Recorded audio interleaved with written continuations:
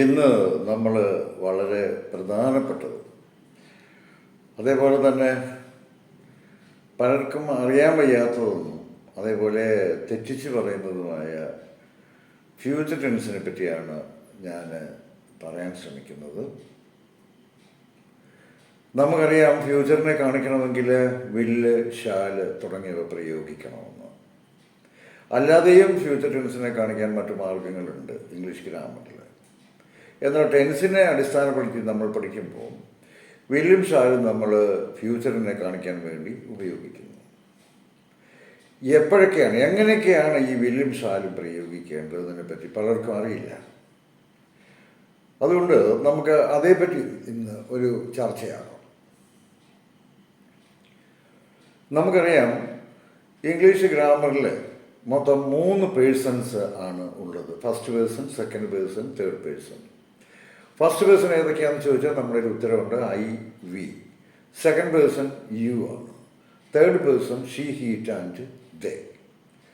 ഇത് നമ്മുടെ സൗകര്യാർത്ഥം നമ്മൾ ഇതിനെ ഒന്ന് ക്ലാസിഫൈ ചെയ്യാം. അങ്ങനെ ക്ലാസിഫൈ ചെയ്യുമ്പം ഒന്നാമത്തെ ഡിവിഷനിൽ നമുക്ക് ഐയും ബിയും മാത്രം, അത് ഫസ്റ്റ് പേഴ്സണാണ്. രണ്ടാമത്തെ ക്ലാസ് അഥവാ ഡിവിഷനിൽ നമുക്ക് സെക്കൻഡ് പേഴ്സണും തേർഡ് പേഴ്സണും ഉണ്ടാകും എന്ന് വിചാരിക്കാം. അപ്പോൾ ഫസ്റ്റ് ഡിവിഷനിലുള്ള ഫസ്റ്റ് പേഴ്സണോടൊപ്പം നമ്മൾ സാധാരണയായി ഉറച്ച തീരുമാനത്തെ കാണിക്കാൻ വില്ല് പ്രയോഗിക്കണം. അതുപോലെ തന്നെ സെക്കൻഡ് പേഴ്സൻ്റെ കൂടെയും തേർഡ് പേഴ്സൻ്റെ കൂടെയും നമ്മൾ ഷാലാണ് ഉറച്ച തീരുമാനത്തെ കാണിക്കാൻ ഉപയോഗിക്കേണ്ടത്. അപ്പോൾ നമ്മൾ ദൈനംദിന ജീവിതത്തിൽ ഉറച്ച തീരുമാനത്തോടെയും അല്ലാതെയും നമ്മൾ സംസാരിക്കാറുണ്ട്. അപ്പോൾ ഫസ്റ്റ് പേഴ്സൻ്റെ കൂടെ ഉറച്ച തീരുമാനം കാണിക്കണമെങ്കിൽ ഐയുടെ കൂടെയും വിയുടെ കൂടെയും നമ്മൾ വില്ല് പ്രയോഗിക്കണം. അതേപോലെ സെക്കൻഡ് പേഴ്സൻ്റെയും തേർഡ് പേഴ്സൻ്റെയും കൂടെ നമ്മൾ ഷാലും പ്രയോഗിക്കണം. ഇത് ഉറച്ച തീരുമാനത്തെ കാണിക്കാൻ വേണ്ടിയിട്ടാണ്. അതുപോലെ തന്നെ ഇനി ഉറച്ച തീരുമാനത്തെ കാണിക്കേണ്ട എങ്കിൽ ഫസ്റ്റ് പേഴ്സൻ്റെ കൂടെ ഷാലും സെക്കൻഡിൻ്റെയും തേർഡിൻ്റെയും കൂടെ വില്ലും മാറ്റി പ്രയോഗിച്ചാൽ മതിയാകും. ഇത്രയും പഠിക്കാനായിട്ട് വലിയ പ്രയാസമൊന്നുമില്ല. നമുക്ക് വോളിബോൾ കോർട്ടിലൊക്കെ നമ്മൾ സാധാരണയായി ഉയർന്ന് കേൾക്കുന്ന ഒരു ശബ്ദം, ഒരു വാക്യമുണ്ട്. അത് വാക്യം എന്ന് നമ്മൾ പൂർണ്ണമായിട്ട് പറയാൻ വയ്യ, എങ്കിലും നമുക്ക് കേൾക്കാൻ പറ്റുന്ന ഇതുണ്ട്. ഐ ഷാൽ ബോൾ എന്ന് പറയാം. പക്ഷേ ഇതുവരെ നമ്മൾ കേട്ടിട്ടില്ല ഐ വിൽ ബോൾ കേട്ടിട്ടില്ല. എന്തുകൊണ്ടാണ് ഐ ഷാൽ എന്ന് പ്രയോഗിച്ചത്? ഏതാണ്ട് 5 പേരോളം ഒരു കോർട്ടിലുണ്ടാവും. അതിൽ ഒരാൾ പറയുകയാണ് ഐ ഷാൽ ബോൾ എന്ന് പറഞ്ഞാൽ I shall take the ball, I shall handle the ball എന്നുള്ളതാണ്. ഞാൻ എടുക്കാം എന്നാണ്. ഞാൻ എടുക്കും എന്ന് പറയുന്നില്ല, ഉറച്ച തീരുമാനമില്ല. ഐ വിൽ എന്നല്ല പറയുന്നത്, ഐ ഷാൽ എന്നാണ്. അതുകൊണ്ടാണ് ഈ ഐ വില്ലും ഐ ഷാലും തമ്മിലുള്ള വ്യത്യാസം ഓർക്കുക. ഫസ്റ്റ് പേഴ്സൻ്റെ കൂടെ വില്ല് പ്രയോഗിക്കുമ്പോൾ ഉറച്ച തീരുമാനത്തെ കാണിക്കാം. അതേപോലെ ഫസ്റ്റ് പേഴ്സൻ്റെ കൂടെ ഷാൽ പ്രയോഗിക്കുമ്പോൾ ഉറച്ച തീരുമാനത്തെ കാണിക്കുന്നില്ല. തിരിച്ച് സെക്കൻഡ് പേഴ്സൻ്റെ കൂടെയും തേർഡ് പേഴ്സൻ്റെ കൂടെയും നമ്മൾ ഷാൽ പ്രയോഗിക്കുമ്പോൾ ഉറച്ച തീരുമാനം ഉണ്ട് എന്ന് മനസ്സിലാക്കുക. അതേപോലെ പകരം സെക്കൻഡ് പേഴ്സൻ്റെയും തേർഡ് പേഴ്സൻ്റെയും കൂടെ നമ്മൾ വില്ല് പ്രയോഗിക്കുമ്പോൾ ഉറച്ച തീരുമാനം ഇല്ല. ഇതാണ് പലർക്കും തെറ്റിപ്പോകുന്നത്. നമുക്ക് സംസാരിക്കുമ്പോഴേ ഇതിനെ മാറ്റി കയറ്റിയൊക്കെ പറയാം. പക്ഷെ അപ്പോഴും നമ്മൾ വളരെ കോൺഫിഡൻസോട് കൂടി നമ്മൾ പറയുമ്പം നീ പോകുമോ എന്ന് അപ്പൻ നമ്മളോട് ചോദിക്കുമ്പോൾ, നമ്മൾ ചെറിയ കുട്ടിയായിരിക്കുമ്പം അയലോകത്ത് കളിക്കാൻ പോകുമ്പോൾ നീ ഇനി പോകൂടാന്ന് ചോദിക്കുമ്പോൾ നമ്മൾ പറയാറുണ്ട് ഞാൻ പോകും. ആ കുഞ്ഞ് ആ പോകും എന്ന് പറയുമ്പോൾ ഐ വിൽ ഗോ എന്നാണ്. എന്നാൽ നിനക്ക് അവിടെ വരെ ഒന്ന് പോകാമോ എന്ന് ചോദിക്കുമ്പോൾ ഞാൻ പോകാം എന്ന് പറയുകയാണെങ്കിൽ ഐശാലാണ് പ്രയോഗിക്കേണ്ടത്. ഇപ്പം ഞാൻ പറഞ്ഞത് നിങ്ങൾക്ക് മനസ്സിലായിട്ടുണ്ടാവുമെന്ന് വിശ്വസിക്കുന്നു. എന്നാൽ നമ്മൾ ട്രാൻസ്ഫോർമേഷണൽ ഇംഗ്ലീഷ് ഗ്രാമർ പഠിക്കുമ്പോൾ, അതായത് ഒരു ആക്റ്റീവ് സെൻറ്റൻസിനെ പാസീവ് ആക്കുമ്പോൾ, ഒരു ഡയറക്റ്റ് സെൻറ്റൻസിനെ ഇൻഡയറക്റ്റ് ആക്കുമ്പോൾ ഒക്കെ ഇത് നമ്മൾ ശ്രദ്ധിക്കാറില്ല. നമ്മൾ നമ്മൾ എഴുതി വച്ചിരിക്കുന്ന വാക്യം ശരിയാണ് എന്ന്, അല്ലെങ്കിൽ നമ്മൾ ട്രാൻസ്ഫോം ചെയ്തിരിക്കുന്ന വാക്യം ശരിയാണ് എന്നുള്ള ധാരണയിലാണ് നമ്മൾ പുറത്തേക്ക് ഇറങ്ങി വരുന്നത്. പക്ഷേ സ്ട്രക്ചറലി നോക്കുമ്പം അത് ഒരുപക്ഷെ ശരിയുമാകാം, പക്ഷേ ഈ പ്രയോഗം നമ്മൾ പരിശോധിക്കുമ്പോൾ അത് ശരിയായിക്കൊള്ളണമെന്നില്ല. ഫോർ എക്സാമ്പിൾ, ഒരു ആക്റ്റീവ് സെനൻസിനെ ഞാൻ സിമ്പിൾ ഫ്യൂച്ചറിലുള്ള ഒരു ആക്റ്റീവ് സെനൻസിനെ ഞാൻ പാസീവ് ആക്കുന്നത് പറഞ്ഞു തരാം. അപ്പോൾ നിങ്ങൾക്ക് മനസ്സിലാവും തമ്മിലുള്ള വ്യത്യാസം. ആദ്യം ഞാൻ പറഞ്ഞ ഭാഗം നിങ്ങളുടെ മനസ്സിലുണ്ടെങ്കിൽ മാത്രമേ ഇത് ഞാൻ പറഞ്ഞുകൊണ്ട് പ്രയോജനമുള്ളൂ. നമുക്ക് എക്സാമ്പിൾ നോക്കാം. I shall meet him. Okay, I shall meet him. ഇവിടെ ഐ ഷാൽ എന്നാണ് വന്നിരിക്കുന്നത്. ഫസ്റ്റ് പേഴ്സൺ ആണ് ഐ. ഐയുടെ കൂടെ ഷാൽ വന്നാൽ നമുക്കറിയാം ഡിറ്റർമിനേഷൻ ഇല്ല, ഉറച്ച തീരുമാനം ഇല്ല.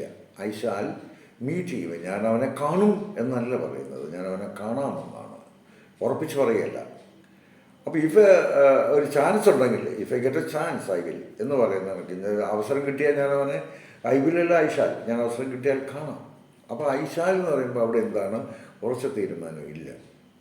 ഇവിടെ നമ്മൾ ശ്രദ്ധിക്കേണ്ട കാര്യം, ഈ വാക്യത്തെ നമ്മൾ പാസീവാക്കി മാറ്റാനായിട്ട് പറയുമ്പോൾ, സിമ്പിൾ ഫ്യൂച്ചറിനെ പാസീവാക്കുമ്പോൾ നമ്മൾ അതിൻ്റെ റൂൾസൊക്കെ പ്രയോഗിക്കുമ്പോൾ നമുക്ക് ഐ ഷാൽ മീറ്റ് ചെയ്യുമെന്നുള്ളത് എന്താണ്, നമ്മൾ തെറ്റിച്ച് ആ ഷാൽ അതേപോലെ അവിടെ ആവർത്തിക്കാൻ ശ്രമിക്കുകയാണെങ്കിൽ he shall be met by me എന്നായിരിക്കും നമ്മൾ സാധാരണഗതിയിൽ ഉത്തരം എഴുതി വെക്കുന്നത്. പക്ഷെ അത് തെറ്റാണ്.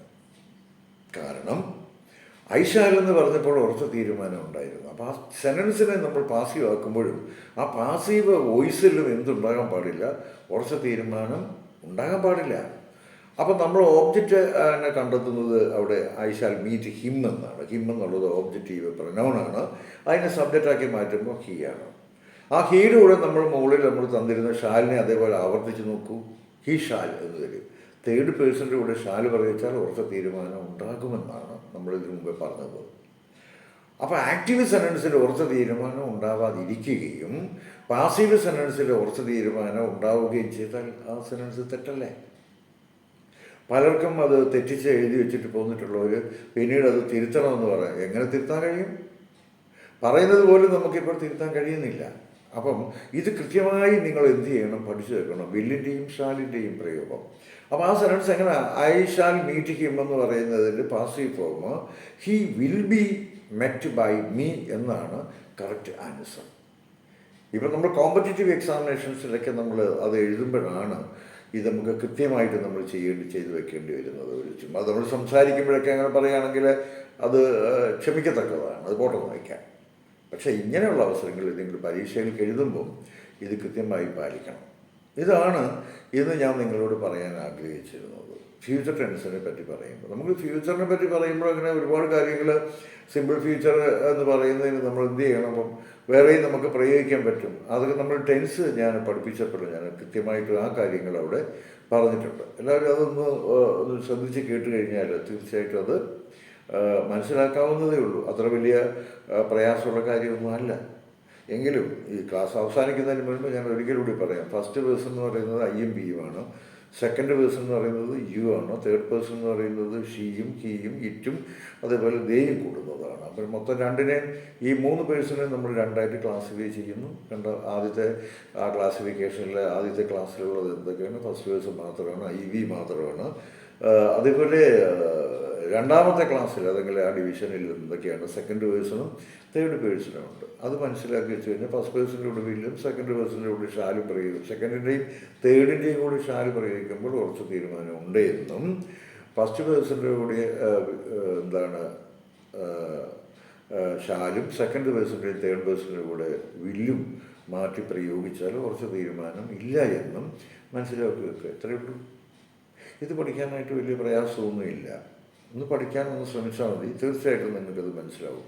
അതുകൊണ്ട് ഇനി സംസാരിക്കുമ്പം വില്ലും ഷാലും നമ്മൾ പ്രയോഗിക്കുമ്പം അത് എങ്ങനെയാണെന്ന് ഹൃദയസ്ഥമാക്കി വെച്ചിട്ട് സംസാരിക്കാനും എഴുതാനും നിങ്ങൾ ശ്രമിക്കുക. ഒരു പ്രയാസവുമില്ല. ഇത്ര മാത്രം ഓർത്ത് വെച്ചാൽ എന്താണ്, അത് പേഴ്സൺസ് വിത്ത് ഡിറ്റർമിനേഷൻ എന്ന് പറയുന്ന ഭാഗം ഇത്രയേ ഉള്ളൂ. ഓക്കെ, നമുക്ക് വീണ്ടും കാണാം. ഞാൻ ജോസ്.